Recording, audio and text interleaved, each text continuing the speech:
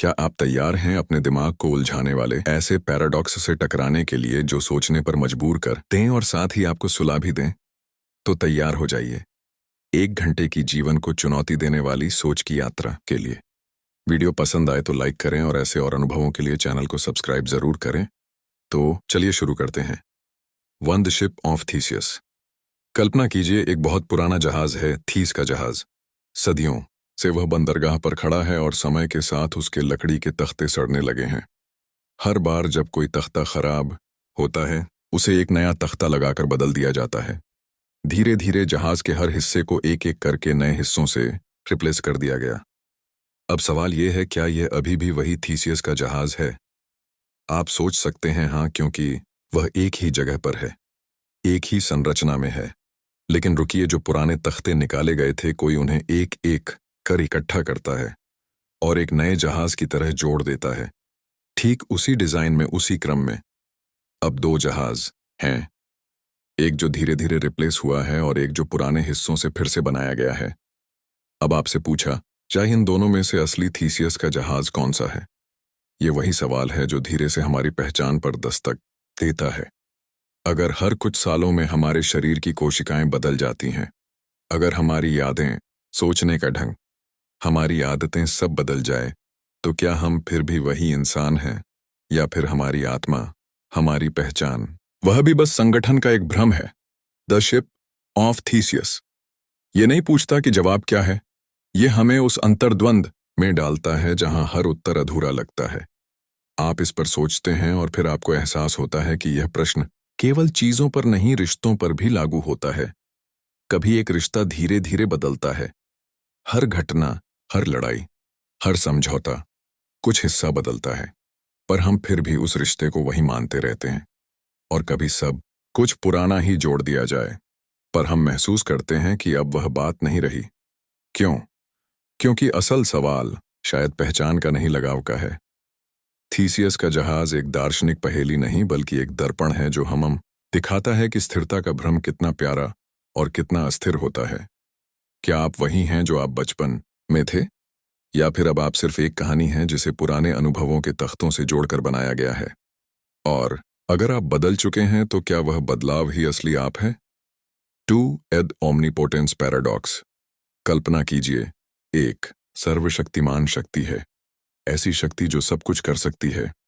वह ब्रह्मांड बना सकती है, बिगाड़ सकती है, समय को मोड़ सकती है, सोच को जन्म दे सकती है और शून्यता से अस्तित्व रच सकती है।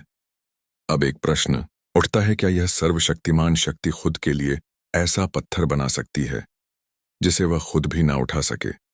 अगर हाँ, तो इसका मतलब यह हुआ कि वह पत्थर को नहीं उठा सकती, यानी वह सर्वशक्तिमान नहीं रही। अगर नहीं, तो इसका मतलब वह पत्थर बना ही नहीं सकती, यानी वह सर्वशक्तिमान नहीं है। यह है ओमनीपोटेंस पैराडॉक्स, एक ऐसा भ्रम जो सत्ता की पूर्णता पर सवाल उठाता है। यह केवल ईश्वर या किसी दैवी शक्ति की बात नहीं है, बल्कि यह हमारी रोजमर्रा की सत्ता की समझ पर भी चोट करता है। अगर कोई नेता, संस्था या सिस्टम यह दावा करें कि हम सब कुछ कर सकते हैं, तो यह सवाल उठता है, क्या वह अपने खुद के बनाए नियमों को तोड़ सकता है? क्या कानून खुद को अमान्य घोषित कर सकता है? क्या तर्क अपनी सीमाओं को मिटा सकता है? यहाँ पर सर्वशक्ति एक ऐसी स्थिति बन जाती है जहां शक्ति अपने ही भार से ढाने लगती है। थोड़ा और गहराई से सोचिए, जब कोई इंसान कहता है मैं अपनी किस्मत खुद लिखता हूं, तो क्या वह यह भी तय कर सकता है कि वह खुद क्या चाहेगा? क्या कोई व्यक्ति खुद को इतना बदल सकता है कि वह अपने पुराने स्व को पहचान ना पाए? अगर हाँ, तो वह कौन है, पुराना या नया? इस पैराडॉक्स में हम एक ऐसे बिंदु पर खड़े होते हैं जहां हमारी तर्क शक्ति एक चक्रव्यूह में फंस जाती है, और यही इसकी सुंदरता है। हम सोचते हैं कि तर्क के जरिए हम सब कुछ समझ सकते हैं, लेकिन ओमनीपोटेंस पैराडॉक्स हमें याद दिलाता है कि तर्क का भी एक किनारा होता है जिसके पार शब्द खो जाते हैं और केवल मौन बचता है। ध्यान दीजिए, यह पैराडॉक्स सवाल पूछने से ज्यादा जवाब डालता है। यह हमें सोचने पर मजबूर करता है कि क्या हम अपनी शक्ति को ही सीमित कर पाते हैं। मानव इतिहास भरा पड़ा है ऐसे प्रयासों से जहां हमने पूर्ण नियंत्रण पाने की कोशिश की, और हर बार जब हम करीब पहुंचे, हमें अपनी सीमाओं का गहरा एहसास हुआ। अब आप इस विचार के साथ आंखें बंद कीजिए कि शायद हर शक्ति को संतुलन में रखने के लिए एक कमजोरी जरूरी होती है, और अगर कोई सर्वशक्तिमान है तो शायद उसकी असली शक्ति यही है कि वह खुद को सीमित कर सकता है। Three grandfather paradox. कल्पना कीजिए कि आपके पास समय में यात्रा करने की शक्ति है। आप एक टाइम मशीन में बैठते हैं और अतीत की ओर निकलते हैं, सालों पीछे, इतने पीछे कि आप अपने दादा से भी पहले के द्वार में पहुंच जाते हैं। आप उन्हें एक आम आदमी की तरह देखते हैं, नौकरी करते हुए, परिवार बसाते हुए। पर अब एक ऐसा विचार आपके मन में आता है जो सब कुछ बदल देता है। क्या होगा अगर आप अपने दादा की मृत्यु से पहले ही उन्हें मार दें? सुनने में क्रूर लगता है, लेकिन यह सवाल केवल हिंसा का नहीं, तर्क का है। अगर आप अपने दादा को अतीत में मार देते हैं तो इसका मतलब यह हुआ कि आपके पिता कभी पैदा नहीं होते, और अगर आपके पिता नहीं होते तो आप भी कभी जन्म नहीं लेते, और अगर आप जन्म ही नहीं लेते तो अतीत में जाकर अपने दादा को मारने वाला कोई होता ही नहीं। तो फिर आपके दादा कैसे मरे? और अगर वह नहीं मरे तो आप जन्म लेते हैं, और अगर आप जन्म लेते हैं तो फिर आप अतीत में जाकर उन्हें मार सकते हैं, और यह चक्र यूं ही चलता रहता है। यह है द ग्रैंडफादर पैराडॉक्स, एक ऐसा समय संबंधी विरोधाभास जो कारण और परिणाम की रेखा को तोड़ देता है। हम समय को एक सीधी रेखा मानते हैं, अतीत, वर्तमान, भविष्य, पर यह पैराडॉक्स उस रेखा को मोड़कर एक लूप में बदल देता है, जहां कारण और प्रभाव एक दूसरे के ऊपर गिरने लगते हैं। अब सोचिए, क्या समय सच में रैखिक है, या फिर हम एक ऐसे लूप में जी रहे हैं जहां हर निर्णय, हर परिवर्तन किसी दूसरे समय की धड़कन से जुड़ा हुआ है? क्वांटम फिजिक्स की दुनिया में कुछ वैज्ञानिक मानते हैं कि हर निर्णय, हर संभावित परिणाम अपने पन्ने ब्रह्मांड में घटित होता है। यानी अगर आपने अपने दादा को मारा तो वह क्रिया किसी दूसरे टाइमलाइन में घटती है, ना कि उस टाइमलाइन में जिसमें आप पैदा हुए थे। लेकिन फिर क्या हर निर्णय हमें एक नई हकीकत में ले जाता है? अगर हाँ, तो कौन सी हकीकत वास्तविक है? क्या हमारी पहचान भी उस जगह की कैदी है जहां हम निर्णय लेते हैं? ग्रैंडफादर पैराडॉक्स केवल समय यात्रा की थ्योरी नहीं है, यह हमें हमारे एग्जिस्टेंस के बारे में सोचने पर मजबूर करता है। क्या हम वाकई अपने अतीत को बदल सकते हैं, या वह अतीत ही है जो हमें बदलता है? और अगर अतीत को बदलना असंभव है तो क्या भविष्य भी उतना ही अचल और पूर्व निर्धारित है? आप इस उलझन में फंसते हैं। धीरे धीरे आपके विचार गहराते हैं और आपको महसूस होता है कि यह पैराडॉक्स नींद लाने वाले नहीं, बल्कि नींद के दरवाजे खोलने वाले हैं। एक ऐसे संसार में जहां समय, अस्तित्व और निर्णय सपनों की तरह धुंधले और रहस्यमय होते हैं। Four the bootstrap paradox. कल्पना कीजिए, आप एक दिन समय यात्रा करके अतीत में जाते हैं और अपने पसंदीदा लेखक की किताब साथ ले जाते हैं।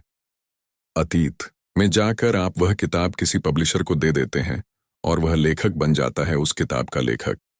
वह उसे प्रकाशित करता है, दुनिया बदल देती है और समय के साथ वह किताब आपके हाथों तक फिर आती है।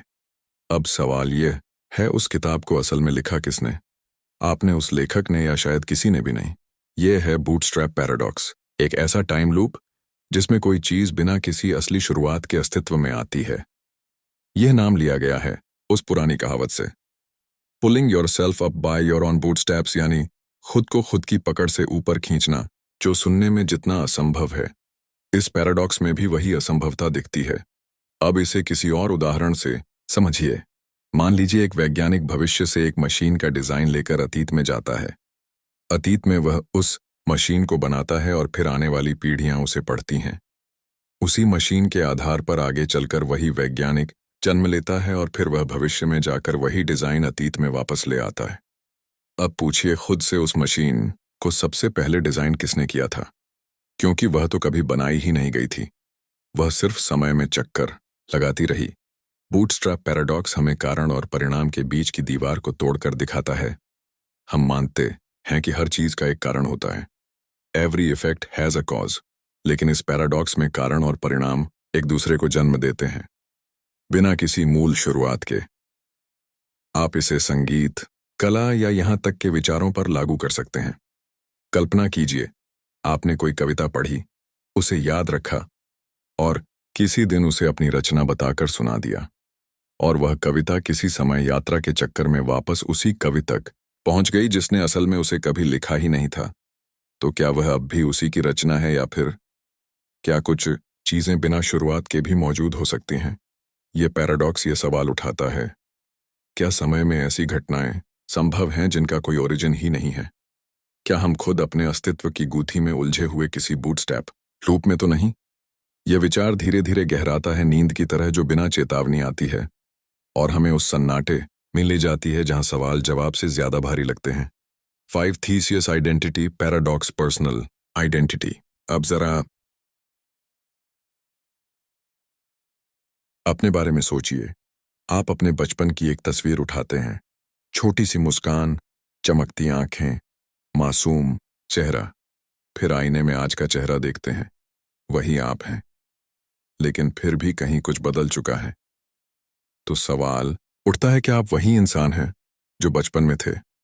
यह है पर्सनल आइडेंटिटी पैराडॉक्स, एक मानसिक और दार्शनिक भूल भुलैया जो पूछती है कि जब हम हर पल बदलते रहते हैं, हमारी सोच, शरीर, यादें, तो आखिर हमारी पहचान टिकती कहाँ है? कल्पना कीजिए, एक आदमी है, उसका नाम है आरव। 20 की उम्र में वह अपने गांव में रहता है, किताबें पढ़ता है, सपने देखता है। 10 साल बाद वह शहर आ जाता है। उसके विचार बदलते हैं, दोस्त बदलते हैं, आदतें बदलती हैं, और फिर 50 की उम्र में वह पूरी तरह से अलग इंसान बन चुका होता है। अब ना उसका शरीर वैसा रहा, ना उसकी सोच, यहां तक कि उसकी यादें भी धुंधली हो चुकी हैं। तो फिर क्या वह अब भी आरव है? यह सवाल एक गहरी गूथी से जुड़ा है, हमारी स्व की निरंतरता यानी आइडेंटिटी कंटिन्यूटी से। क्या हम वही हैं जो हमने याद रखा है, या हम वह हैं जो दूसरे हमें समझते हैं, या फिर केवल एक चलती चेतना जो हर अनुभव के साथ खुद को दोबारा गढ़ती है? इसका एक और पहलू है भविष्य की पहचान। मान लीजिए कोई हादसा होता है और एक व्यक्ति अपनी सारी यादें खो बैठता है, नाम, रिश्ते, पहचान सब मिट जाता है। वह अब एक नए जीवन की शुरुआत करता है। तो क्या वह अब भी वही व्यक्ति है? इस सवाल पर कई विचारकों ने सिर धुन लिया है। जॉन लॉक जैसे दार्शनिक मानते थे कि यादों की निरंतरता ही पहचान को बनाती है। अगर यादें चली गई तो पहचान भी खो गई। पर कुछ का मानना है हमारी आत्मा, चेतना या सेंस ऑफ सेल्फ उससे भी गहरी चीज है जो यादों से परे टिकती है। आप जब आज सोने जा रहे हैं और कल उठते हैं, आप वही इंसान महसूस करते हैं, भले ही रात की कुछ बातें भूल भी जाएं। ये पहचान का एहसास हमें सुरक्षा देता है, एक मैं होने का अनुभव। पर यह भ्रम भी हो सकता है, क्योंकि अगर हर चीज बदल रही है तो शायद हम सिर्फ बदलाव की एक स्थायी धारा है। यह विचार आपको धीरे धीरे एक अजीब सुकून देता है कि शायद बदलाव ही एकमात्र स्थायित्व है, और मैं कोई ठोस चीज नहीं बल्कि एक निरंतर बनती बिगड़ती कहानी है। 6th सोराइड्स paradox. कल्पना कीजिए एक रेत का ढेर आपके सामने रखा है। आप उसमें से एक एक दाना हटाना शुरू करते हैं। एक दाना हटाया, अभी भी ढेर है। फिर एक और हटाया, फिर भी ढेर। ऐसे करते करते आप हर बार एक एक दाना हटाते जाते हैं। लेकिन सवाल उठता है, आखिर किस बिंदु पर वो ढेर ढेर नहीं रह जाता? यही है सोराइड्स पैराडॉक्स, जिसे हीप पैराडॉक्स भी कहा जाता है। सोराइड्स एक ग्रीक शब्द है जिसका मतलब होता है ढेर। यह पैराडॉक्स सरल दिखता है, लेकिन हमारे तर्क, भाषा और निर्णय क्षमता को चुनौती देता है। अब जरा सोचिए इसे इंसानों पर लागू करके। अगर किसी को एक बाल सफेद है तो हम उसे बूढ़ा नहीं कहते। फिर दूसरा बाल, तीसरा, चौथा, कब से कोई बूढ़ा कहलाने लगता है? या मान लीजिए कोई इंसान हर दिन बस 10 सेकंड की देरी से काम करता है, तो क्या वह आलसी कहलाएगा? शायद नहीं। लेकिन जब हर दिन 10 सेकंड बढ़ते जाएं, तो एक समय बाद वह घंटों की देरी करने लगता है। क्या तब हम कहेंगे कि वह अब आलसी बन चुका है? पर कब, कौन सा पल निर्णायक था? यह पैराडॉक्स हमें उस सीमा को खोजने पर मजबूर करता है जहां एक मात्रा बदलते बदलते गुणवत्ता बन जाती है। छोटे छोटे बदलाव कब इतने इकट्ठे हो जाते हैं कि सब कुछ बदल जाता है? यह हम अक्सर समझ नहीं पाते। यह सिर्फ तर्क की बात नहीं, यह मानव अनुभव की थोड़ी दूरी, थोड़ी अनबन, थोड़ी चुप्पी। कब से वह रिश्ता टूट गया? कौन सा क्षण निर्णायक था? शायद हमें पता ही नहीं चलता, क्योंकि बदलाव हमेशा धीरे धीरे आता है। इसीलिए सोराइड्स पैराडॉक्स हमें सिखाता है, छोटे बदलावों को हल्के में मत लो, क्योंकि हर ढेर एक एक कण से बना है और हर पतन भी एक एक कदम से आता है। ये पैराडॉक्स हमें यह सोचने पर मजबूर करता है, हमारी भाषा और सोच में ऐसे कितने भ्रम छुपे हैं जो दिखते सरल हैं पर भीतर से बेहद पेचीदा हैं। और जब आप इन विचारों के साथ चुपचाप लेटे रहते हैं, आपका मन इस धीमे धीमे ढाते ढेर में समाने लगता है, जहां सवालों की आवाज नींद से धीमी होती जाती है। 7 द लॉटरी पैराडॉक्स। कल्पना कीजिए कि एक बहुत बड़ी लॉटरी है। लाखों लोगों ने टिकट खरीदे हैं, लेकिन नियम साफ है, केवल एक ही विजेता होगा। अब मान लीजिए आपने हर टिकटधारी के बारे में एक एक करके सोचना शुरू किया। इसका जीतना असंभव है, फिर अगले के बारे में, इसका भी नहीं, और धीरे धीरे आप हर व्यक्ति के बारे में यह मान लेते हैं कि वह नहीं जीतने वाला। अब सोचिए, अगर आपने यह मान लिया कि हर कोई नहीं जीतने वाला, तो इसका अर्थ हुआ कोई भी नहीं जीतेगा। पर यह नियम के खिलाफ है, क्योंकि एक विजेता तो होना ही है। यही है द लॉटरी पैराडॉक्स। ये दिखाता है कि हमारी व्यक्तिगत रूप से उचित धारणाएं जब एक साथ रखी जाती हैं, तो वे एक सामूहिक असत्य बना सकती हैं। यानी हर व्यक्ति के हारने की संभावना तर्कसंगत लगती है, लेकिन उन सभी धारणाओं को एक साथ मानना तर्कहीन बन जाता है। यह पैराडॉक्स सिर्फ लॉटरी तक सीमित नहीं है, यह हमारे सोचने के ढंग पर भी सवाल उठाता है। जब हम दुनिया में हर चीज के बारे में अलग अलग निष्कर्ष निकालते हैं, तो क्या हम उनका समग्र रूप से विश्लेषण करते हैं, या फिर हम हर बात को खंडों में समझने की गलती करते हैं? जैसे मान लें कि हर कोई असफल होगा, तो सफलता का मतलब क्या रह जाता है? इसीलिए लॉटरी पैराडॉक्स हमें सोचने पर मजबूर करता है कि केवल व्यक्तिगत ज्ञान ही काफी नहीं होता, सामूहिक संदर्भ में भी उसे कसौटी पर कसना पड़ता है। और जब आप रात के सन्नाटे में लेटे इस विचार में खो जाते हैं, तो ऐसा लगता है जैसे हर टिकटधारी की उम्मीद धीरे धीरे नींद की गहराई में समा रही हो। 8 द 2 एनवेलोप्स पैराडॉक्स। मान लीजिए आपके सामने 2 लिफाफे रखे हैं। आपको बताया गया है कि दोनों में पैसे हैं, और एक लिफाफे में दूसरे से 2 गुनी राशि है। आप बिना देखे कोई एक लिफाफा चुनते हैं। अब सवाल यह है, क्या आपको लिफाफा बदल लेना चाहिए? मान लीजिए आपने पहला लिफाफा खोला और उसमें RS 8000 हैं। आप सोचते हैं दूसरे में या तो RS 500 होंगे या RS 2000। अब आप गणित लगाते हैं। RS 500 मिलने की संभावना 25% और उस 2000 मिलने की संभावना और 25%, इसका औसत 0.5। RS 500 प्लस 0.5 RS 2000 और RS 250 RS 8000 राय बोरबा 100। आप सोचते हैं दूसरे लिफाफे की औसत कीमत RS 900 है, जो कि आपके RS 1000 से ज्यादा है, इसलिए आपको लिफाफा बदल लेना चाहिए। लेकिन अब सोचिए, अगर आप दूसरा लिफाफा चुनते हैं और उसमें भी RS 1000 निकले, तो आप फिर यही तर्क लगाएंगे और फिर से बदलना चाहेंगे। यानी आप हमेशा बदलते ही रहेंगे। इसलिए यह पैराडॉक्स दिखाता है कि बिल्कुल तर्कसंगत सोच भी आपको अनिर्णय और अस्थिरता के जाल में फंसा सकती है। अब सवाल यह है, गलती कहाँ हुई? ये पैराडॉक्स हमारे तर्क और गणितीय उम्मीदों एक्सपेक्टेड वैल्यू के बीच एक दरार दिखाता है। असल में जब आपने RS 1000 देख लिया, तो आपने मान लिया कि वह कम वाला भी हो सकता है या ज्यादा वाला भी, लेकिन आपने यह नहीं सोचा कि आपका अनुमान उस अज्ञात सीमा पर टिका है जिसकी कोई तय शुरुआत नहीं। दिक्कत यह नहीं कि आप गलत सोच रहे हैं, बल्कि यह कि आप अधूरी जानकारी से निष्कर्ष निकाल रहे हैं। और यही तो हमारे रोजमर्रा के जीवन में भी होता है। कभी कभी जब हमारे पास थोड़ी सी जानकारी होती है, तो हम सोचते हैं कि हम बहुत कुछ जानते हैं, और उसी भ्रम में बार बार फैसले बदलते रहते हैं। D2 एनवेलोप्स पैराडॉक्स हमें बताता है कि हर बार बदलाव बेहतर नहीं होता। कभी कभी ठहराव ही सबसे बुद्धिमानी भरा निर्णय होता है। और जब आप नींद के करीब पहुंचते हैं, मन में यह सवाल गूंजता है, क्या जो आपके पास है वही सबसे सही है, या कहीं कोई और लिफाफा आपके नाम लिखा है? 9 मगरमच्छ का पैराडॉक्स। कल्पना कीजिए, आपका बच्चा एक मगरमच्छ ने छीन लिया है। आप नदी के किनारे खड़े हैं, धड़कनें तेज, सांसें अटकी हुई। सामने वह मगरमच्छ है, अपनी ठंडी बेजान आंखों से आपको घूरता हुआ, और फिर वह बोलता है, मैं तुम्हारा बच्चा तभी लौट आऊंगा अगर, और केवल अगर तुम यह सही सही बता सको कि मैं क्या करने वाला हूं। एक पल को समय ठहर जाता है। अब यह सिर्फ जीवन मरण का प्रश्न नहीं, बल्कि तर्क, भाषा और भविष्यवाणी की एक उलझी हुई गुत्थी बन गया है। आपके पास 2 ही रास्ते हैं।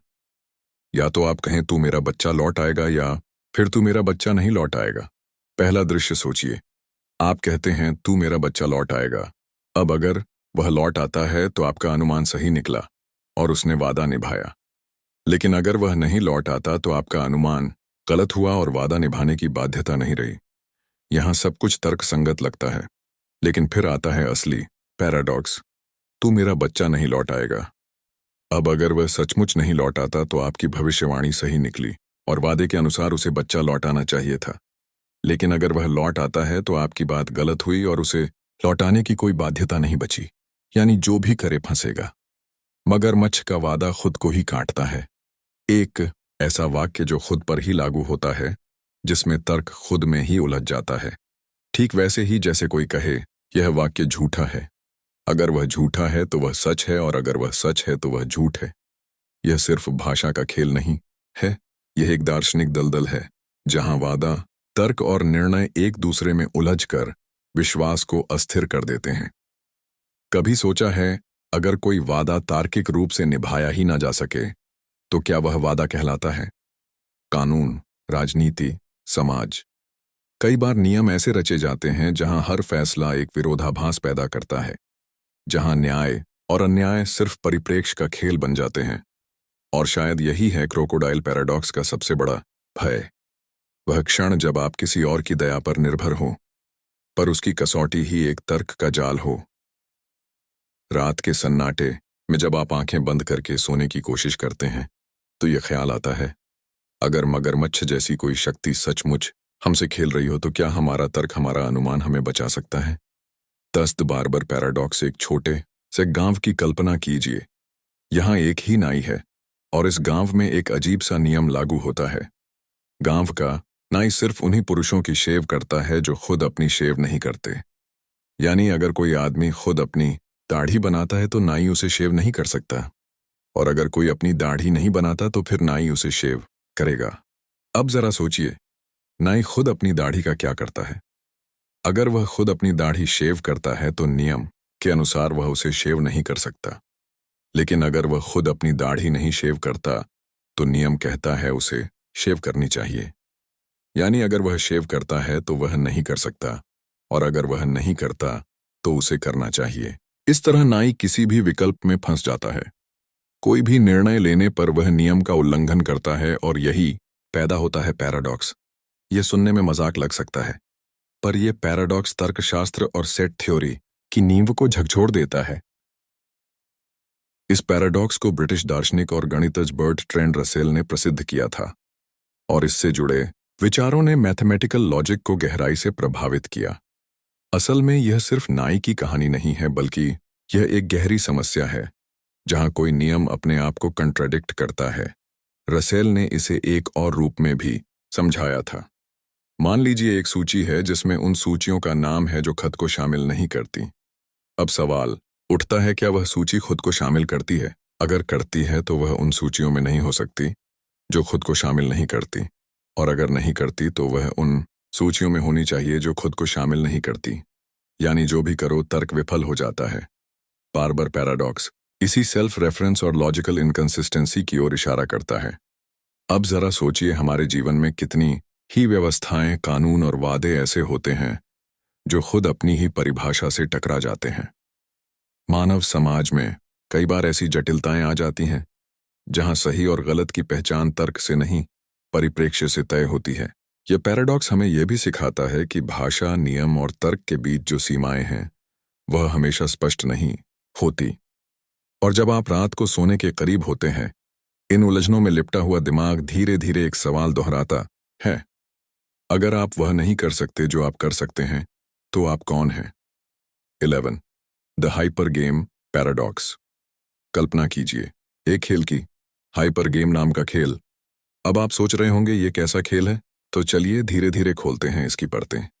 हाइपर गेम एक ऐसा खेल है जिसमें आप किसी भी फाइनाइट यानी सीमित समय में समाप्त होने वाले खेल को चुन सकते हैं। मतलब शतरंज, लुका छिपी, कैरम, कोई भी ऐसा खेल जो अंततः खत्म हो जाए, सब हाइपर गेम के हिस्से हैं। तो हाइपर गेम क्या है? ये एक ऐसा खेल है जिसमें आप एक दूसरा सीमित खेल खेलते हैं। बस अब इस सेटअप में कुछ भी अजीब नहीं लग रहा है ना? पर अब ध्यान दीजिए, हम कहते हैं कि हाइपर गेम एक फाइनाइट गेम है क्योंकि इसमें आप कोई दूसरा फाइनाइट गेम चुनते हैं। तो अब सवाल उठता है, क्या हाइपर गेम खुद एक फाइनाइट गेम है? अगर हाँ, तो हम हाइपर गेम को ही हाइपर गेम में चुन सकते हैं, क्योंकि वह भी फाइनाइट हुआ। यानी आप हाइपर गेम के भीतर हाइपर गेम खेल सकते हैं और उसके भीतर फिर से हाइपर गेम, और यह सिलसिला अंतहीन चलता जाता है। अब जरा रुकिए और सोचिए, क्या यह अब फाइनाइट रहा? हर हाइपर गेम के अंदर एक और हाइपर गेम, उसके अंदर एक और हाइपर गेम, यानी एक ऐसा खेल जो खुद को बार बार दोहराता है। तो अब यह इन्फिनिट हुआ या फाइनाइट? यह विरोधाभास यहीं से शुरू होता है। यह दिखने में सीधा लगता है, खेलों की एक सूची से कोई एक चुनिए और खेलिए।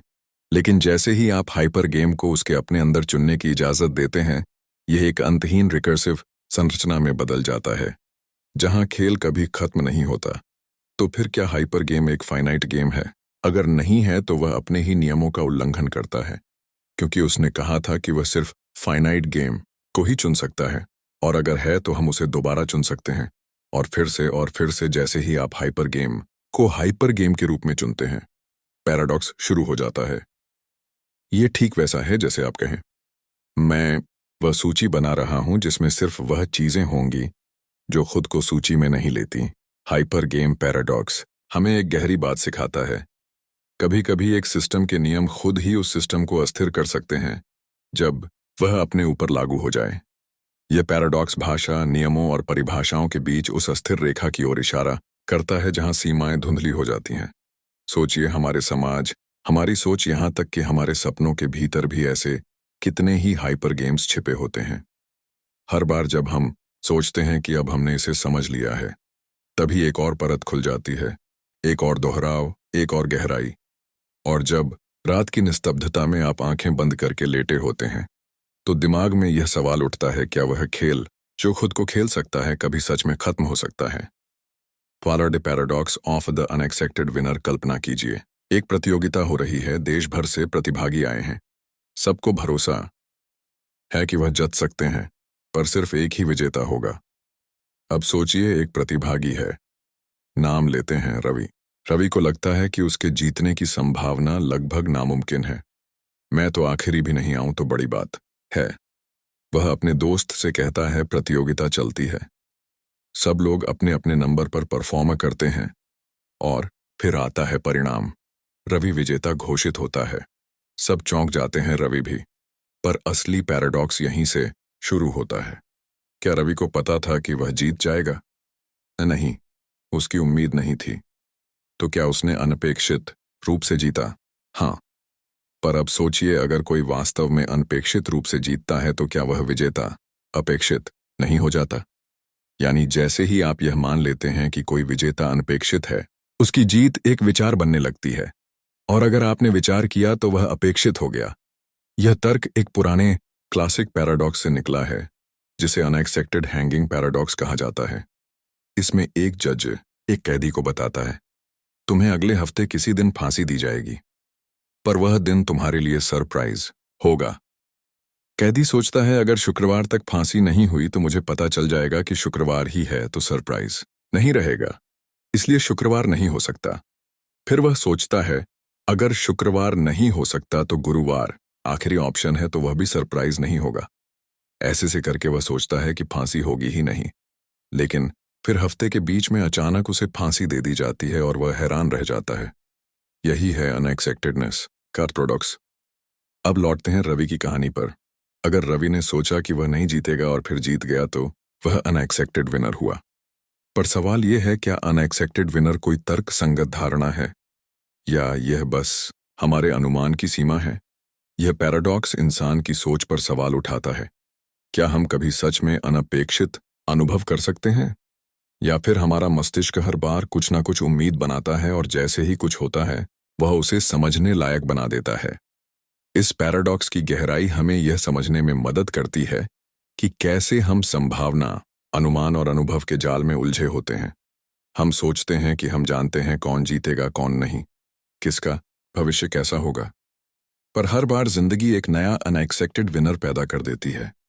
और यही सबसे गहरी बात है कि जिसे हम नहीं समझते वह सिर्फ भ्रम नहीं बल्कि सत्य भी हो सकता है। 13th grand hotel paradox. कल्पना कीजिए, एक होटल है, बड़ा नहीं, बहुत बड़ा नहीं, बल्कि अनंत कमरों वाला। इसे ग्रैंड होटल ऑफ इंडेफिनिटी कहा जाता है। इस होटल में कमरे नंबर 1, 2, 3, 4 चलते जाते हैं। कभी खत्म नहीं होते। अब सोचिए, इस होटल के सभी कमरे पहले से भरे हुए हैं, यानी एक भी खाली कमरा नहीं है। हर कमरे में एक मेहमान है। कमरा नंबर 1 में एक मेहमान, 2 में एक और 3 में एक और, चलते चलते अनंत तक। अब दरवाजे पर एक नया यात्री आता है और पूछता है, क्या कोई कमरा खाली है? आप सोचेंगे नहीं, सभी कमरे पहले से भरे हैं। पर होटल का मैनेजर मुस्कुराता है और कहता है, बिल्कुल है। कैसे? वह कहता है, हर मेहमान को उसके अगले नंबर के कमरे में भेज दो, यानी 1 नंबर वाला 2 में, 2 वाला 3 में, 3 वाला 4 में। इससे कमरा नंबर 1 खाली हो जाता है और नया यात्री वहां रुक जाता है। कमाल की बात है ना? सभी कमरे भरे हुए थे, फिर भी एक नया यात्री आ गया। यही है हिल्बर्ट्स ग्रैंड होटल पैराडॉक्स, जिसे मशहूर गणितज्ञ डेविड हिल्बर्ट ने पेश किया था। अब कहानी यहीं नहीं रुकती। सोचिए, अगर 100 नए मेहमान एक साथ आ जाए फिर क्या होगा? मैनेजर फिर चाल चलता है। हर मेहमान को उसके कमरे नंबर में 100 जोड़कर नए कमरे में भेज देता है, यानी 1 वाला 101 में, 2 वाला 102 में, 3 वाला 103 में। इससे 1 से 100 तक के कमरे खाली हो जाते हैं, जहां नए मेहमानों को रखा जा सकता है। और अगर अनंत नए मेहमान आ जाए, तब मैनेजर हर मेहमान को उसके कमरे नंबर को 2 गुणा करके भेज देता है। 1 वाला 2 में, 2 वाला 4 में, 3 वाला 6 में। इससे सारे अनियमित संख्या कमरे 3, 5, 7 खाली हो जाते हैं, जिनमें अनंत नए मेहमानों को रखा जा सकता है। यानी एक अनंत में अनंत और जोड़ दिया गया और फिर भी जगह बन गई। यहां पैराडॉक्स यही है। अनंत का व्यवहार हमारी सामान्य समझ से अलग होता है। हम सोचते हैं कि अगर कुछ पूरा भर गया है तो उसमें अब और कुछ नहीं समा सकता। पर अनंत में पूरा कोई अंतिम बिंदु नहीं होता। हम सोचते हैं कि 100% मतलब अंत, पर अनंत में 100% भी फैलाया जा सकता है। ग्रैंड होटल पैराडॉक्स सिर्फ एक गणितीय जादू नहीं, यह हमारी सोच की सीमाओं को चुनौती देता है। सोचिए, अगर हमारे विचार, हमारी कल्पना, हमारा समय भी अनंत होता, तो क्या हम उनमें और भी संभावनाएं जोड़ सकते थे? यह पैराडॉक्स एक दार्शनिक सवाल छोड़ता है। क्या हमारी सीमित समझ अनंत को कभी पूरी तरह समझ सकती है, या फिर हम हमेशा उस होटल की तरह हैं जहां हर कमरा भरा होने पर भी नई संभावनाओं के लिए दरवाजे खुलते रहते हैं? 14 the sword and shield paradox. एक समय की बात है। प्राचीन चीन के एक बाजार में एक व्यापारी खड़ा था। उसके हाथ में 2 चीजें थीं, एक भाला स्पीयर और एक ढाल शील्ड। वो ऊंची आवाज में सबको अपनी चीजें बेचने की कोशिश कर रहा था। सबसे पहले उसने भाले की ओर इशारा किया और कहा, यह दुनिया का सबसे तेज भाला है जो किसी भी ढाल को भेद सकता है। कोई भी चीज इसे नहीं रोक सकती। लोग हैरान हुए, इतना तेज भाला। फिर उसी व्यापारी ने अपनी ढाल दिखाते हुए कहा, और यह है सबसे मजबूत ढाल जिसे कोई भी भाला नहीं भेद सकता। यह पूरी तरह से अभेद्य है। अब जरा रुकिए, यहां ही पैराडॉक्स शुरू होता है। एक शख्स भीड़ में से पूछता है, अगर तुम्हारा भाला तुम्हारी ढाल पर चलाया जाए तो क्या होगा? व्यापारी चुप हो गया। भाला कुछ भेज सकता है और ढाल कुछ भी नहीं भेज सकती। तो जब दोनों आमने सामने आएंगे तो कौन जीतेगा? यही है सोर्ड एंड शील्ड पैराडॉक्स। चीनी भाषा में इसे कहा जाता है जीशंग माओदुन। जीशंग माओदुन, जिसका शाब्दिक अर्थ होता है स्वयं की ढाल और भाले से विरोध। दरअसल यही शब्द बाद में चीनी भाषा में पैराडॉक्स के लिए उपयोग होने लगा। अब आइए इसे और गहराई से समझें। इस पैराडॉक्स में तर्क का द्वंद्व छुपा है। 2 बयान, एक मेरा भाला हर चीज को भेद सकता है, 2 मेरी ढाल को कोई नहीं भेद सकता। इन दोनों को एक साथ सच मानना संभव नहीं है। क्यों? क्योंकि अगर पहला सच है तो भाला ढाल को भेद देगा, और अगर दूसरा सच है तो ढाल भाले को रोक लेगी। मतलब दोनों में से एक तो झूठा ही होगा। लेकिन व्यापारी दोनों को ही सच के रूप में पेश कर रहा है। यहीं पैदा होता है तर्क का अंतर विरोध। ये पैराडॉक्स हमें बताता है कि भाषा का उपयोग कितना चालाक हो सकता है और कैसे विरोधाभासी दावे एक साथ सच नहीं हो सकते। अब सोचिए, हमारे रोजमर्रा के जीवन में ऐसे पैराडॉक्स कितने बार आते हैं। मैं कभी झूठ नहीं बोलता। क्या यह खुद में सच है? यह नियम हर किसी पर लागू होता है पर तुम पर नहीं। यह क्या वाकई नियम हुआ? यह पैराडॉक्स एक और गहरी बात बताता है। जब 2 परफेक्ट विचार एक दूसरे से टकराते हैं तो सच्चाई अक्सर उस टकराव के भीतर छिपी होती है। और कभी कभी उस टकराव से एक नई समझ पैदा होती है। सॉर्ड एंड शील्ड पैराडॉक्स सिर्फ एक भाषा की चाल नहीं, बल्कि यह दिखाता है कि पूर्णता की बात जब दो तरफ से आती है तो वह एक दूसरे को काटने लगती है। कभी कोई नेता कहता है मेरी नीति सब कुछ ठीक करेगी, कोई खामी नहीं, तो सोचिए क्या ऐसा संभव है, या वह भी एक व्यापारी की तरह भाला और ढाल एक साथ बेचने की कोशिश कर रहा है। पमडीन द पिनोकियो पैराडॉक्स। आपने पिनोचियो की कहानी जरूर सुनी होगी, वो लकड़ी का गुड़िया जो बोल सकता है, चल सकता है, और जब भी झूठ बोलता है उसकी नाक लंबी हो जाती है। एक जादुई गुण जो हर झूठ पर उसे बेनकाब कर देता है। लेकिन अब सोचिए अगर एक दिन पिनोचियो खुद कह दे मेरी नाक अब लंबी होने वाली है। अब जरा ठहरिए, यहीं पर असली खेल शुरू होता है। इस कथन को थोड़ा ध्यान से देखें। अगर यह कथन सच है तो उसकी नाक लंबी होनी चाहिए। क्यों? क्योंकि उसने सच कहा। लेकिन पिनोचियो की नाक तो सिर्फ तब लंबी होती है जब वह झूठ बोलता है। यानी अगर कथन सच है तो नाक नहीं लंबी होनी चाहिए, लेकिन फिर तो उसने झूठ बोला, इसलिए नाक लंबी होनी चाहिए। फिर अगर नाक लंबी होती है तो इसका मतलब उसने झूठ बोला, लेकिन उसने कहा था कि नाक लंबी होने वाली है, तो वह सच हुआ। यानी नाक को लंबा होना भी है और नहीं भी। बस यही है द पिनोकियो पैराडॉक्स। ये पैराडॉक्स सेल्फ रेफरेंशियल यानी स्वयं को संदर्भित करने वाला है, जिसमें कोई कथन खुद को ही झुठला देता है। कुछ वैसा ही जैसा हमने पहले देखा था। यह वाक्य झूठा है। अगर वाक्य झूठा है तो वह सच है, और अगर सच है तो वह झूठा है।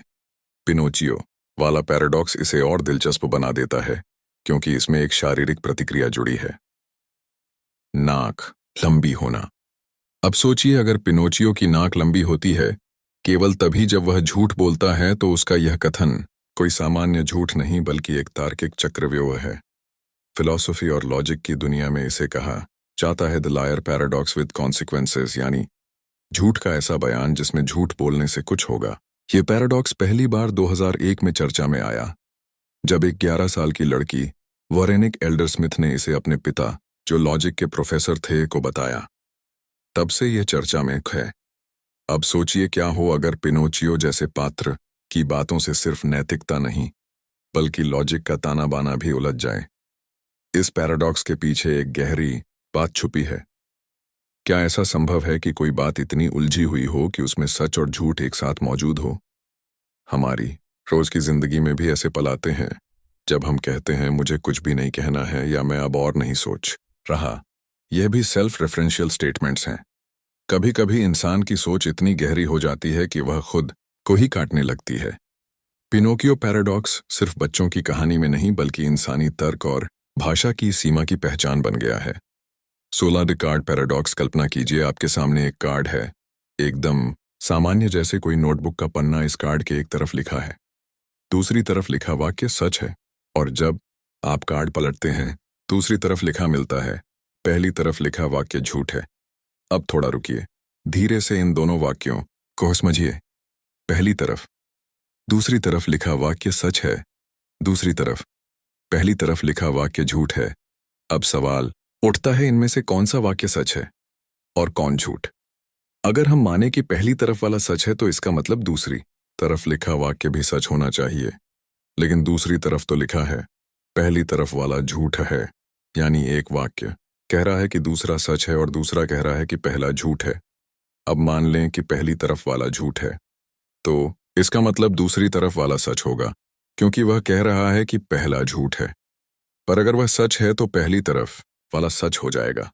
मतलब आप किसी भी दिशा में सोएं, आप एक अंतहीन लूप में फंसते हैं। यही है द कार्ड पैराडॉक्स। यह पैराडॉक्स सेल्फ रेफरेंस की एक सरल मगर जबरदस्त मिसाल है। जिस तरह यह बयान झूठा है, खुद को काटता है, उसी तरह दो वाक्यों का यह खेल तर्क को मोड़ देता है। अब कल्पना कीजिए अगर हम इस कार्ड की दोनों बातों को साथ लेकर चल तो हम एक ऐसी स्थिति में हैं जहां सच और झूठ दोनों साथ मौजूद हैं, पर कोई निश्चित निष्कर्ष निकालना असंभव हो जाता है। दार्शनिक इसे सिमेंटिक पैराडॉक्स कहे हैं, जहां भाषा की रचना इतनी पेचीदा हो जाती है कि वह खुद की ही मीनिंग को डिगा देती है। अब आप सोचिए हमारे समाज में भी तो ऐसे बहुत से कार्ड पैराडॉक्स मौजूद हैं। सुनो, मैं झूठ नहीं बोल रहा, सच में मैं कभी नहीं कहता कि मैं हमेशा सही हूं। लेकिन मैं गलत भी नहीं हूं। ऐसे वाक्य जिनमें सच्चाई और झूठ दोनों का दावा एक साथ होता है। कार्ड पैराडॉक्स हमें सिखाता है हर बात जो सीधी दिखती है वो तर्क में भी सीधी होगी। ये जरूरी नहीं। कभी कभी शब्दों का खेल ऐसा मकड़जाल बन जाता है कि तर्क भी उसके जाल में फंस जाता है। 17 ट्विन पैराडॉक्स। कल्पना कीजिए दो जुड़वाओं भाई हैं। एक का नाम मान लीजिए राहुल और दूसरे का करण। अब राहुल एक वैज्ञानिक मिशन पर अंतरिक्ष यान में बैठकर बहुत तेज लगभग प्रकाश की गति के करीब उड़ान भरता है। वहीं कर्ण पृथ्वी पर ही रहता है। राहुल अंतरिक्ष की यात्रा पर निकलता है, दूर किसी तारे तक जाता है, फिर मुड़कर वापस पृथ्वी पर आता है। जब दोनों भाई फिर मिलते हैं तो एक अजीब घटना घट चुकी होती है। राहुल, जिसे कुछ ही साल लगे होंगे अपनी यात्रा में, जब पृथ्वी पर लौटता है तो देखता है कि उसका भाई करण अब बूढ़ा हो चुका है और वह खुद अब भी जवान है। पर कैसे? दो जुड़वाओं जो एक साथ पैदा हुए थे, अब उम्र में इतने अलग कैसे हो सकते हैं? यही है द ट्विन पैराडॉक्स। यह पैराडॉक्स आइंस्टाइन की स्पेशल रिलेटिविटी के सिद्धांत से जुड़ा है, जिसके अनुसार जब कोई वस्तु प्रकाश की गति के करीब चलती है तो उसके लिए समय धीमा हो जाता है। इसे कहते हैं टाइम डिलेशन। यानी जिस रफ्तार से राहुल चला, उसी ने उसके लिए समय की रफ्तार को धीमा कर दिया। धरती पर करण के लिए समय सामान्य रफ्तार से चलता रहा, लेकिन राहुल के लिए अंतरिक्ष में समय बहुत धीमा हो गया। जब वह लौटा, करण के लिए कई साल बीत चुके थे, मगर राहुल के लिए केवल कुछ ही। पर अब असली पैराडॉक्स पर आइए। आइंस्टाइन के सिद्धांत कहते हैं कि गति रिलेटिव होती है, यानी कोई यह नहीं कह सकता कि राहुल ही गति कर रहा था। करण भी तो उसके मुकाबले गति में था। तो फिर केवल राहुल के लिए समय क्यों धीमा हुआ, करण के लिए क्यों नहीं? इसलिए इसे पैराडॉक्स कहा जाता है। दिखने में यह आपसी सापेक्षता के सिद्धांत से टकराता है। इसका समाधान मिलता है जब हम यह ध्यान देते हैं। राहुल ने दिशा बदली थी, यानी वह रुक कर वापस लौटा। इस दौरान उसने एक्सेलरेशन त्वरण अनुभव किया, जबकि करण ने नहीं, और यहीं से फर्क पैदा होता है। इसलिए वास्तव में यह कोई विरोधाभास नहीं, बल्कि आइंस्टाइन की थ्योरी का ही शानदार प्रदर्शन है। पर सोचिए, अगर समय की धाराएं अलग अलग गति पर चलें तो हमारी अवधारणाएं भी बदल जाती हैं। क्या उम्र बढ़ना केवल जैविक प्रक्रिया है, या यह एक भौतिक अवस्था भी है? क्या समय समान रूप से सभी के साथ चलता है, या हर कोई अपने खुद के समय में जी रहा है? ट्विन पैराडॉक्स एक गहरा सवाल पूछता है। क्या हम जिस जीवन को एक समान मानते हैं वह वास्तव में उतना समान है भी या नहीं? 18 do paradox of the unexpected hanging. कल्पना कीजिए, एक जज अदालत में एक कैदी को सजा सुनाता है। वह कहता है, तुम्हें अगले सप्ताह के किसी दिन फांसी दी जाएगी, लेकिन वह दिन तुम्हारे लिए पूरी तरह अप्रत्याशित होगा। तुम्हें उस दिन से पहले पता नहीं चलेगा कि तुम्हें फांसी दी जाएगी। अब कैदी सोच में पड़ जाता है। वह तर्क लगाता है, अगर मुझे शुक्रवार को फांसी होनी होती तो गुरुवार रात तक मुझे इसका अंदाजा हो जाता, क्योंकि सप्ताह का आखिरी दिन शुक्रवार है, यानी शुक्रवार को फांसी नहीं हो सकती। अब अगर शुक्रवार को नहीं हो सकती तो फिर अब गुरुवार ही आखिरी संभावित दिन बचता है। लेकिन तब बुधवार रात को मैं ये समझ जाऊंगा कि मुझे गुरुवार को फांसी दी जाएगी, यानी गुरुवार भी नहीं हो सकता। ऐसे करते हुए वह पूरे हफ्ते के हर दिन को तार्किक रूप से असंभव घोषित कर देता है। कैदी मुस्कुराता है। उसे यकीन हो जाता है उसे फांसी नहीं दी जा सकती। पर फिर बुधवार को अचानक उसे फांसी दे दी जाती है और वह वाकई आश्चर्यचकित होता है, यानी जज की बात सच निकली। फांसी हुई, और वह भी अप्रत्याशित रूप से। यही है अनएक्सपेक्टेड हैंगिंग पैराडॉक्स। ये पैराडॉक्स एक गहरी समस्या उठाता है। जब हम किसी अनिश्चितता को तर्क से हल करने की कोशिश करते हैं तो हम उस अनिश्चितता को ही समाप्त कर देते हैं। कैदी की गलती यही थी। वह यह मानकर चला कि उसे पता लग ही जाएगा, पर असल में उसका तर्क ही उसकी उम्मीद का सबसे बड़ा दुश्मन बन गया। जैसे ही उसने सोचा कि वह जान गया है, वैसे ही वह गलत हो गया। यह पैराडॉक्स सिर्फ न्याय व्यवस्था का मामला नहीं है, बल्कि हमारी समझ और अनुमान पर सीधा हमला करता है। आज भी यह पैराडॉक्स दार्शनिकों, तर्कशास्त्रियों और गणितज्ञों के लिए एक खुली चुनौती है। क्या आप कभी किसी अनिश्चित चीज को पूरी तरह जान सकते हैं? या फिर कुछ चीजें अनिश्चित ही इसलिए हैं क्योंकि उन्हें जानने की कोशिश ही उन्हें बदल देती है। अनएक्सपेक्टेड हैंगिंग पैराडॉक्स यही कहता है, जानने की कोशिश ही कभी कभी जानने को असंभव बना देती है। 19 the paradox of the ruler. कल्पना कीजिए आपके पास एक स्केल है, एकदम सीधी, बिल्कुल सपाट, जिससे आप किसी भी चीज की लंबाई नाप सकते हैं। आप इस रूलर को उठाते हैं और किसी अजीब से पदार्थ की लंबाई नापते हैं। अब आप ही सोचिए, क्या आप उस वस्तु की असल लंबाई जान पाए? अब जरा उल्टा सोचिए, क्या आप उस रूलर की खुद की लंबाई कभी सही से नाप सकते हैं? यही सवाल है इस पॉडक्स का मूल। जब भी आप किसी चीज को मापते हैं, आप उसे किसी दूसरे पैमाने के आधार पर करते हैं, पर जब बात खुद उस पैमाने की हो, तो क्या आप यकीन से कह सकते हैं कि वह बिल्कुल सटीक है? यह पैराडॉक्स तब और दिलचस्प हो जाता है जब हम इसे स्पेशल रिलेटिविटी और क्वांटम मैकेनिक्स के साथ जोड़ते हैं। आइंस्टाइन की थ्योरी कहती है, जब कोई वस्तु तेजी से गति करती है तो उसकी लंबाई सिकुड़ जाती है। ऑब्जर्वर के फ्रेम ऑफ रेफरेंस के अनुसार, यानी अगर रूलर तेज गति में हो तो उसकी माप उस ऑब्जर्वर के लिए अलग होगी जो स्थिर खड़ा है। अब सोचिए, अगर मापने वाला और मापी जाने वाली चीज दोनों ही मोशन में हो तो वास्तविक लंबाई क्या है? कोई एक निश्चित लंबाई नहीं होती। अब आते हैं क्वांटम लेवल पर। क्वांटम फिजिक्स कहती है कि किसी भी कण की स्थिति और वेग को एक ही समय में सटीकता से नहीं मापा जा सकता। इसे कहते हैं हजनबर्ग का अनिश्चितता सिद्धांत। यानी अगर आप किसी रूलर के एक एक अणु की स्थिति और गति को मापने की कोशिश करेंगे, तो आप कभी भी उसकी सटीक लंबाई नहीं जान पाएंगे। यहां से जन्म होता है द रूलर पैराडॉक्स। तो सवाल उठता है, जब हम किसी चीज को मापते हैं, क्या हम सच में उसके स्वरूप को देख रहे होते हैं, या सिर्फ अपने सीमित नजरिए के हिसाब से एक अनुमान भर लगा रहे होते हैं? क्या मापन खुद एक भ्रम है? और अगर हमारा पैमाना ही बदल जाए तो सच किसे कहेंगे? अगर हर ऑब्जर्वर के पास अपनी माप हो तो सत्य एक ही कैसे रह सकता है? द रूलर पैराडॉक्स हमें दिखाता है कि हमारी सर्टेनिटी का आधार खुद बहुत ही अस्थिर है। जिस चीज से हम दुनिया को मापते हैं वह खुद स्थायी नहीं। कभी कभी हमारा भरोसा सटीकता में नहीं बल्कि सामान्यता में होता है। हम सिर्फ इसलिए किसी चीज को सही मानते हैं क्योंकि हम सब ने उसे एक ही तरह से देखा है। पर क्या हो अगर हमारी नजर ही वह चीज मापने के काबिल नहीं? 20 द अनएक्सपेक्टेड एग्जाम पैराडॉक्स। कल्पना कीजिए, क्लास में प्रोफेसर आते हैं और कहते हैं, इस हफ्ते किसी भी दिन एक सरप्राइज टेस्ट होगा और तुम में से कोई भी ये पहले से नहीं जान पाएगा कि वह किस दिन होगा। छात्रों में हलचल मच जाती है। किस दिन होगा टेस्ट? अब छात्र तर्क लगाते हैं। अगर टेस्ट शुक्रवार को होना होता तो गुरुवार रात तक सब समझ जाते कि अब केवल एक ही दिन बचा है, यानी टेस्ट शुक्रवार को नहीं हो सकता। अब शुक्रवार को हटा दो। अगर टेस्ट गुरुवार को होता तो बुधवार तक छात्र यही सोचते, शुक्रवार तो मना हो चुका है, अब केवल गुरुवार बचा है, यानी वह सरप्राइज नहीं रहेगा तो गुरुवार को भी टेस्ट नहीं हो सकता।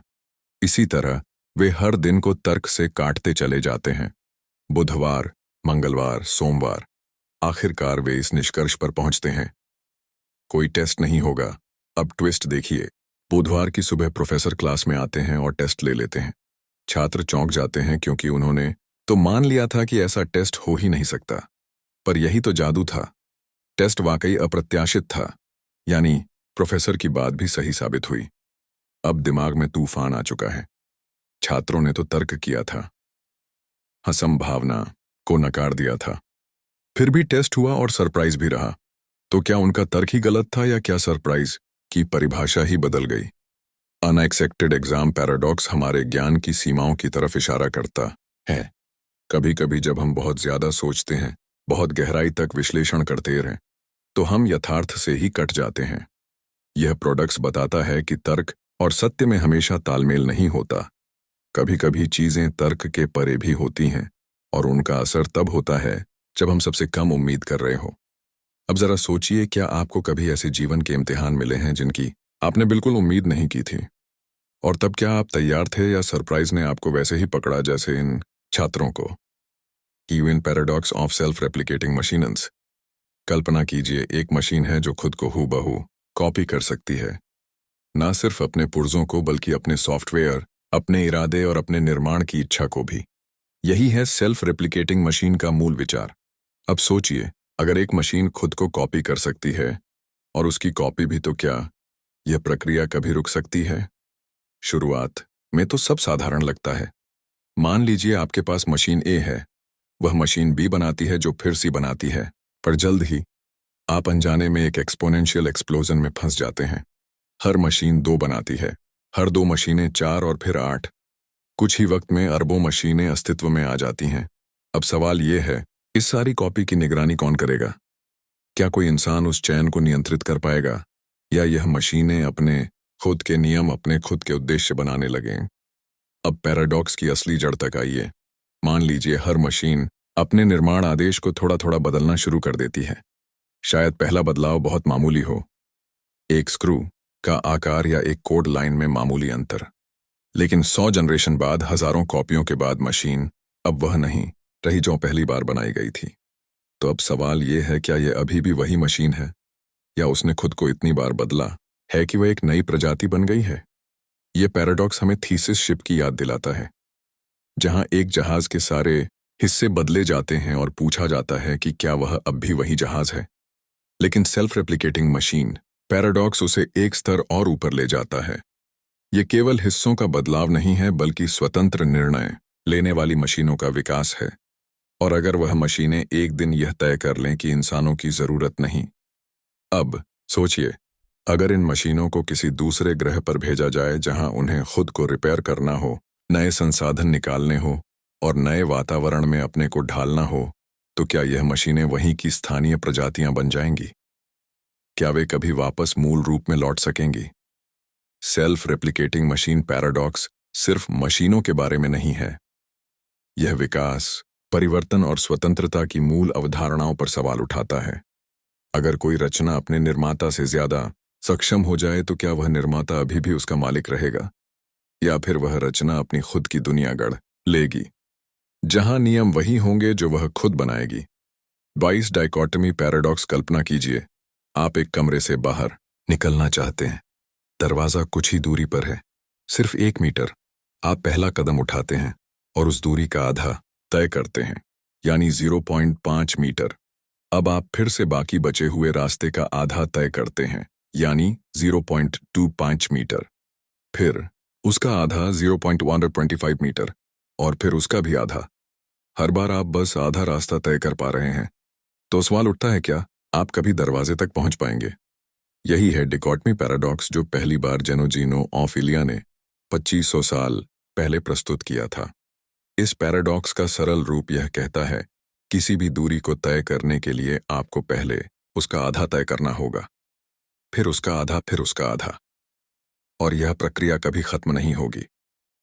तो सिद्धांत के अनुसार आप कभी भी लक्ष्य तक नहीं पहुंच सकते, क्योंकि हर बार आपको एक नया आधा रास्ता तय करना होता है। यह तर्क बिल्कुल सरल और स्पष्ट लगता है, मगर इसका नतीजा अजीब है। हम सब जानते हैं कि लोग चलते हैं, मंजिल तक पहुंचते हैं। फिर भी इस पैराडॉक्स में बताया गया है कि हर गति, हर यात्रा अनंत हिस्सों में बंटी हुई है। तो क्या सच में हम हर कदम पर अनगिनत छोटे टुकड़े पार करते हैं, जिन्हें महसूस तक नहीं कर पाते? अब सोचिए, अगर कोई चीज अनंत हिस्सों में बंटी हो, तो उसे पूरा करने में तो अनंत समय लगना चाहिए। फिर कैसे हम कुछ ही सेकंड में 1 मीटर तय कर लेते हैं? ये विरोधाभास हमारे सोचने के तरीके को हिला देता है। अब गणित यहां मदद करता है, क्योंकि अगर आप एक का आधा, फिर उसका आधा, फिर उसका आधा, यानी 1-2 का आधा, फिर उसका आधा, फिर उसका आधा, यानी 1-2 का आधा, फिर उसका आधा, फिर उसका आधा, यानी 1-2 का आधा, फिर उसका आधा, फिर उसका आधा, यानी 1-2 का आधा, फिर उसका आधा, फिर उसका आधा, यानी 1-2 का आधा, फिर उसका आधा, फिर उसका आधा, यानी 1-2 का आधा, फिर उसका आधा, फिर उसका आधा, यानी 1-2 का आधा, फिर उसका आधा, फिर उसका आधा, यानी 1-2 का आधा, फिर उसका आधा, फिर उसका आधा, यानी 1-2 का आधा, फिर उसका आधा, फिर उसका आधा, यानी 1-2 का आधा, फिर उसका आधा, फिर उसका आधा, यानी 1-2 का आधा, फिर उसका आधा, फिर उसका आधा, यानी 1-2 का आधा, फिर उसका आधा, फिर उसका आधा, यानी 1-2 का आधा, फिर उसका आधा, फिर उसका आधा, यानी 1-2 का आधा, फिर उसका आधा, फिर उसका आधा, यानी 1-2 का आधा, फिर उसका आधा, फिर उसका आधा, यानी 1-2 का आधा, फिर उसका आधा, फिर उसका आधा, यानी 1-2 का आधा, फिर उसका आधा, फिर उसका आधा, यानी एक दो का आधा, फिर उसका आधा, फिर उसका आधा, यानी एक दो का आधा, फिर उसका आधा, फिर उसका आधा, यानी एक दो का आधा, फिर उसका आधा, फिर उसका आधा, यानी एक दो का आधा, फिर उसका आधा, फिर उसका आधा, यानी एक दो का आधा, फिर उसका आधा, फिर उसका आधा, यानी एक दो का आधा, फिर उसका आधा, फिर उसका आधा, यानी एक दो का आधा, फिर उसका आधा, फिर उसका आधा, यानी एक दो का आधा, फिर उसका आधा, फिर उसका आधा, यानी एक दो का आधा, फिर उसका आधा, फिर उसका आधा, यानी एक दो का आधा, फिर उसका आधा, फिर उसका आधा, यानी एक दो का आधा, फिर उसका आधा, फिर उसका आधा, यानी एक दो का आधा, फिर उसका आधा, फिर उसका आधा, यानी एक दो का आधा, फिर उसका आधा, फिर उसका आधा, यानी एक दो का आधा, फिर उसका आधा, फिर उसका आधा, यानी एक दो का आधा, फिर उसका आधा, फिर उसका आधा, यानी एक दो का आधा, फिर उसका आधा, फिर उसका आधा, यानी एक दो का आधा, फिर उसका आधा, फिर उसका आधा, यानी एक दो का आधा, फिर उसका आधा, फिर उसका आधा, यानी एक दो का आधा, फिर उसका आधा, फिर उसका आधा, यानी एक दो का आधा, फिर उसका आधा आधा, फिर उसका आधा, यानी एक दो का आधा, फिर उसका आधा, फिर उसका आधा, यानी एक दो का आधा, फिर उसका आधा, फिर उसका आधा, यानी एक दो का आधा, फिर उसका आधा, फिर उसका आधा, यानी एक दो का आधा, फिर उसका आधा, फिर उसका आधा, यानी एक दो का आधा, फिर उसका आधा, फिर उसका आधा, यानी एक दो का आधा, फिर उसका आधा, फिर उसका आधा, यानी एक दो का आधा, फिर उसका आधा, फिर उसका आधा, यानी एक दो का आधा, फिर उसका आधा, फिर उसका आधा, यानी एक दो का आधा, फिर उसका आधा, फिर उसका आधा, यानी एक दो का आधा। 23 लेयर्स पैराडॉक्स। कल्पना कीजिए कि कोई व्यक्ति आपके सामने खड़ा हो और कहे मैं झूठ बोल रहा हूं। सुनने में सरल लगता है ना? पर जरा सोचिए, क्या वह सच बोल रहा है या झूठ? अगर वह सच बोल रहा है कि मैं झूठ बोल रहा हूं तो इसका मतलब वह झूठ बोल रहा है, लेकिन अगर वह झूठ बोल रहा है तो उसकी बात सच नहीं है। इसका मतलब वह सच नहीं बोल रहा। तो क्या फिर वह सच कह रहा था? आप देख पा रहे हैं, हम एक ऐसे चक्र में फंस गए हैं जहां हर उत्तर खुद को नकार देता है। यही है लायर्स पैराडॉक्स। एक वाक्य जो अपने ही अर्थ को खा जाता है। अब जरा गहराई में जाए। यह पैराडॉक्स सिर्फ एक वाक्य का खेल नहीं है। यह एक तार्किक भूल भुलैया है, जहां हर जवाब एक नई उलझन को जन्म देता है। यह सवाल केवल भाषा का नहीं है, बल्कि सच और झूठ की सीमाओं का है। अगर कोई वाक्य खुद को झूठा कहे, तो क्या उस वाक्य के लिए कोई निश्चित सत्य संभव है? अब इसे असल दुनिया से जोड़ें। सोशल मीडिया, राजनीति, अफवाहें, हर जगह आप ऐसे दावों से घिरे होते हैं जो खुद के अस्तित्व को संदिग्ध बना देते हैं। उदाहरण के तौर पर कोई खबर झूठी ही है, पर वह खबर खुद कहती है मैं झूठ नहीं हूं। तो क्या हम उस पर भरोसा करें या नहीं? ऐसे मामलों में लायर्स पैराडॉक्स हमें बताता है कि कभी-कभी सत्य और असत्य के बीच की रेखा इतनी धुंधली हो जाती है कि तर्क और भाषा अपने ही जाल में फंस जाती है। और यह सिर्फ वाक्य नहीं, बल्कि पूरे सिस्टम को प्रभावित कर सकता है। मान लीजिए एक डेटाबेस है जो केवल सच स्टेटमेंट स्टोर करता है। अब उसमें एक वाक्य डाला गया। यह वाक्य डेटाबेस में नहीं होना चाहिए। अगर वह वाक्य डेटाबेस में है तो वह गलत है और उसे नहीं होना चाहिए। पर अगर उसे हटाइए तो वह फिर सही हो जाएगा और होना चाहिए था, तो क्या करें? इससे जुड़ा एक और संस्करण है। यह वाक्य झूठा है। यह वाक्य बिल्कुल छोटा है, पर इसके मायने इतनी बड़ी दार्शनिक उथल पुथल लाते हैं कि गणित, तर्कशास्त्र और कंप्यूटर विज्ञान तक को प्रभावित करते हैं। गिल्स इनकम्प्लीटनेस थ्योरम, यानी गणित में भी सीमाएं हैं, उसका मूल भी लायर्स पैराडॉक्स से प्रेरित रहा है। अब सोचिए, अगर हमारा दिमाग ऐसी बातें सोच सकता है जो खुद को नकार देती है, तो क्या हमारी सोच की भी कोई सीमा नहीं है? या फिर हमारी तर्क व्यवस्था कभी कभी ऐसी जगह पहुंच जाती है जहां कोई जवाब संभव ही नहीं होता? लायर्स पैराडॉक्स हमें एक आईना दिखाता है जहां हमारी भाषा, सोच और सत्य की अवधारणा आपस में टकराकर अनिश्चितता पैदा करती है। तो अगली बार जब कोई कहे मैं झूठ बोल रहा हूं, तो हो सकता है वह सिर्फ एक वाक्य नहीं कह रहा, बल्कि आपको तर्क की एक अनंत भूल भुलैया में भेज रहा है। जरूरी नहीं हर पहेली का हल मिले, कभी कभी सवाल ही हमें गहराई में ले जाते हैं। अगर ऐसी और कहानियां सुनना चाहते हैं जो दिमाग हिला दें और नींद भी सुला दें तो चैनल को सब्सक्राइब करें। वीडियो को लाइक करें और अगली बार फिर मिलते